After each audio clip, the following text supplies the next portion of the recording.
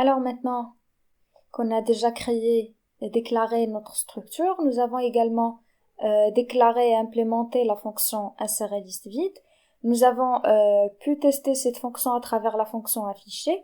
Donc c'est une fonction qui permet d'afficher les éléments ou bien l'élément qu'on a inséré dans la liste.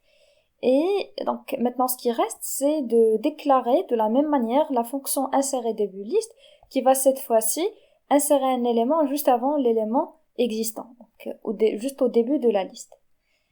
Alors pour ce faire, je vais déclarer ou bien créer un prototype de cette fonction-là. Toujours ces fonctions d'insertion vont retourner un élément, bien vont retourner une liste. Et puis je vais l'appeler insérer début liste.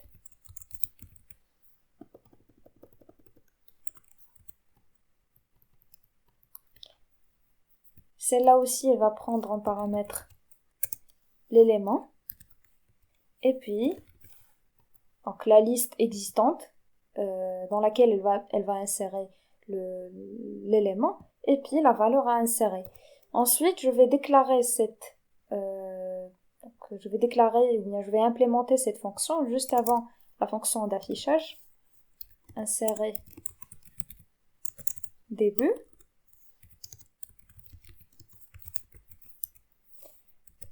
Donc l'entête de la fonction c'est élément, le type de retour.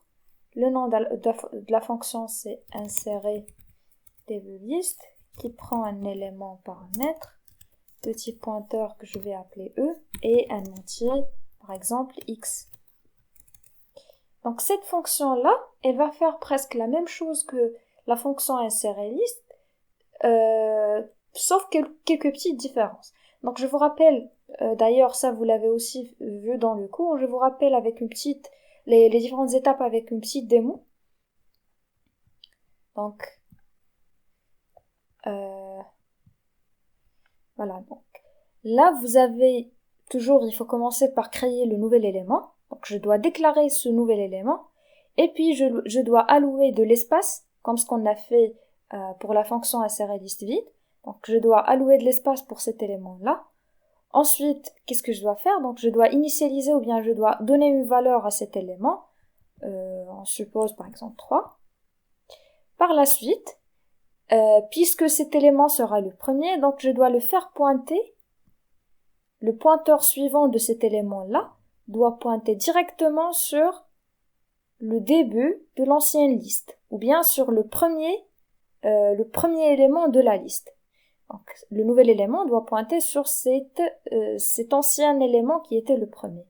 Et donc, par conséquent, puisque cet élément est le premier, la liste doit automatiquement pointer sur le début de la liste qui est ce nouvel élément.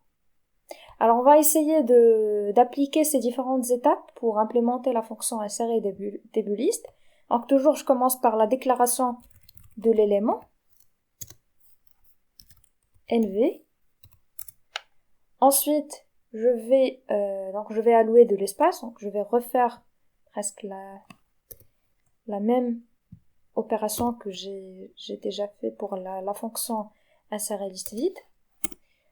Donc, maintenant, qu'est-ce que j'ai à faire? Je dois affecter une valeur, ou bien je dois initialiser la variable nombre de ce nouvel élément. Donc, NV, nombre, égale à x, la valeur passée en argument. Donc, c'est x. Maintenant, la troisième étape, ou bien l'étape qui suit, c'est de faire pointer le pointeur suivant sur le début de la liste. Alors, le début de la liste, l'ancien début de la liste était marqué ou bien il était pointé par liste, qui est dans notre cas E.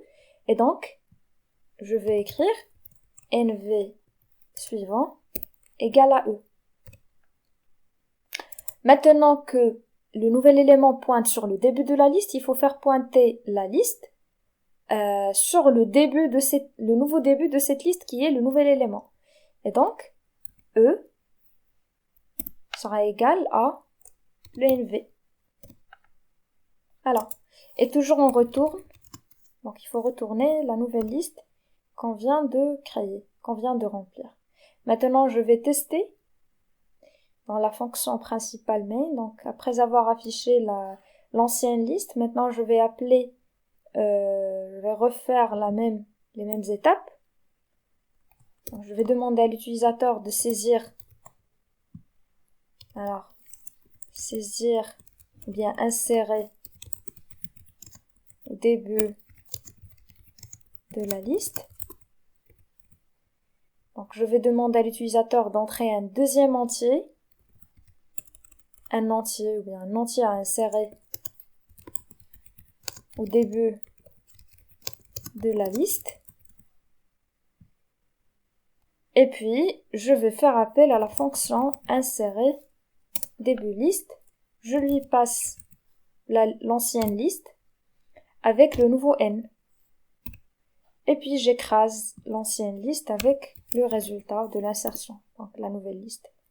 Ensuite, je vais appeler la fonction afficher. Je lui passe la nouvelle liste avec les éléments, ou bien l'élément que je viens de créer. On va voir ce que ça donne. Donc, je vais lui passer un premier entier à insérer dans la liste, donc dans une liste vide, 3 par exemple. Donc, je vais maintenant insérer ou bien saisir l'élément à insérer au début de la liste, c'est-à-dire juste avant le 3, par exemple 2. Voilà, donc il m'a affiché 2, 3 dans cet ordre-là.